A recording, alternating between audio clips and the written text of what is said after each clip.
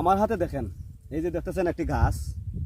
তো এই গাছটা কিন্তু একটা রোগের খুব উপকারী একটা ঔষধ।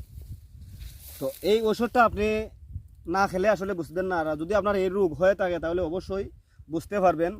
আপনারা এই যে মনে করেন আমরা বলি বিছা অথবা গরল, বিছা অথবা গরল মনে করেন আপনি কোনো জায়গায় হাঁটতেছেন বা কোনো কাজ করতেছেন, দেখবেন বিছা এই এভাবে কিন্তু হাঁটে, শরীরে হাঁটে, কিন্তু তার এই উপরে কিন্তু অনেক পশম থাকে। সেগুলো যদি আপনার এই জায়গায় বা শরীরে কোনো কোথায় লাগে তাহলে সেখানে কিন্তু অনেক প্রচুর পরিমাণে চুলকায় এবং গা হয়ে যায়। তো এই যে ফাতাটা, এই ফাতাটা বেটে যদি আপনি এই জায়গায় লাগান তাহলে আপনার সমস্যাটা দূর হয়ে যাবে, সমস্যাটা ভালো হয়ে যাবে। আপনি কোনো ডাক্তারের কাছে যেতে হবে না। এটা কিন্তু ঔষধি বনাজি, ঔষধি গাছ। তো এই গাছগুলো কিন্তু আমরা অনেকেই জানি না।